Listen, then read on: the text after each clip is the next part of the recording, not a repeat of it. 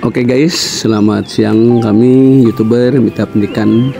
Kali ini kami sedang berada di SD Negeri Gunung Sari Dalam, Kota Cirebon, yang dipimpin Kepala Sekolah Bapak Maman SPD. Baiklah, untuk lebih lengkapnya mari kita simak tayangan video kami berikut ini tentang persiapan kenaikan kelas bagi kelas 1 sampai kelas 5 dan untuk PAD bagi kelulusan kelas 6 tahun 2025. Demikianlah, mari kita simak tayangan video kami berikut ini. Selamat menyaksikan.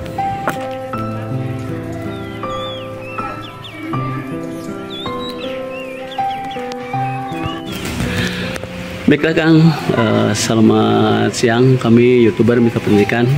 Ingin menanyakan tentang kegiatan ya yang ada di sekolah SD Negeri Gunung Sari Dalam, Kota Cirebon. Kami akan menanyakan tentang kegiatan ya setelah Hari Raya Idul Fitri, dan kami mengucapkan minal aidin wal faizin, mohon maaf lahir batin. Dan kami akan menanyakan kegiatan atau KBM di semester 2, penilaian kenaikan kelas dan penilaian akhir jenjang untuk kelas 6. Silahkan Pak. Intinya kami di SD Gunung Sari Dalam itu sebagai penyelenggara SD inklusi ya. Kalau kata Bu Kadis tuh kami itu sebagai persontokan SD inklusi di Kota Cirebon, karena murid di sini yang istimewanya itu ada 44. Jadi hampir 50%-nya dari jumlah siswa. Jumlah siswa kita ada 101, yang anak istimewanya, anak berkebutuhan khusus ada 44. Nah, kaitan dengan sekarang memasuki setelah libur Lebaran, kita untuk persiapan melaksanakan kegiatan penilaian itu ada tim khusus, tim pembuat soal gitu. Tetapi kami di sini karena berbeda pembelajarannya, kurikulum pun kita kurikulum yang fleksibel, ada 2 kurikulum yang menangani anak berkebutuhan khusus dengan kurikulum yang baku ya, kurikulum satuan pendidikan. Nah, kami secara umum, secara klasikal itu memiliki kurikulum yang baku, kurikulum merdeka ya. Tetapi di samping itu kami menangani anak berkebutuhan khusus, di mana di setiap kelasnya itu ada 5 sampai 6 orang di setiap kelasnya. Makanya kurikulum itu menyesuaikan dengan keadaan siswa. Begitu. Nah, kaitannya penilaian itu juga dibedakan. Kalau pemberian penilaian dalam hal ini tolak ukur ya, untuk mengukur kemampuan siswa secara umum, mungkin guru kelas memberikan soal umpama nih ya, formatif itu 10 soal. Secara yang klasikal 10 soal untuk yang reguler. Tetapi untuk anak yang berkebutuhan khusus paling 5 soalnya. Bahkan ada yang 3, itu disesuaikan dengan kemampuan siswa. Di samping soalnya juga dibedakan antara anak yang reguler dengan anak yang berkebutuhan khusus. Itu ada penambahan juga waktu. Untuk yang umum mungkin hanya 1 jam, untuk yang berkebutuhan khusus itu tambahan 20 menit. Itu masalah untuk tolak ukur.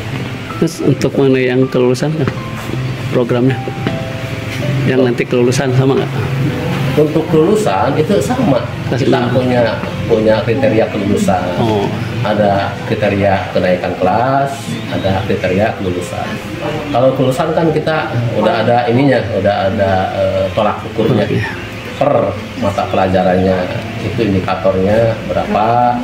Kalau secara umum umpamanya anak sudah menempuh dari pertama kehadiran 80%, itu nomor 1 sudah siap untuk lulus.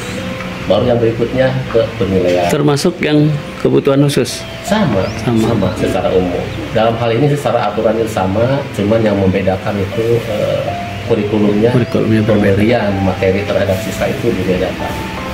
Harapan kami kalau ke Ibu Kadis secara umum secara kedinasan itu karena kami berbeda ya, berbeda penanganan. Meskipun sekarang itu permennya semua sekolah harus menangani anak-anak berkebutuhan khusus, dalam hal ini sekolah inklusi.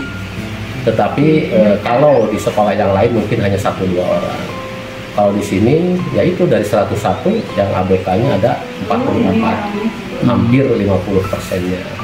Makanya kalau bisa ada perhatian secara khusus dari pihak dinas. Masalahnya kita berbeda dari cara penanganan, penuh kesabaran, keikhlasan, dan otomatis waktunya juga berbeda.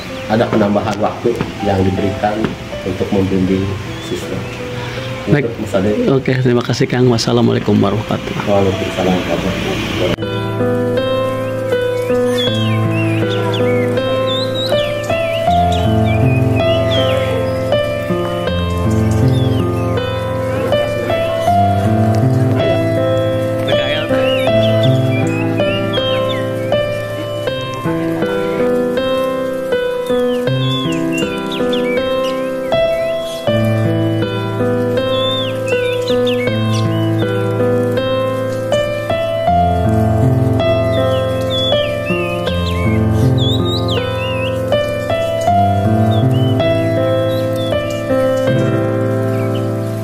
Demikianlah kami YouTuber Mitra Pendidikan melaporkan. Wassalamualaikum warahmatullahi wabarakatuh.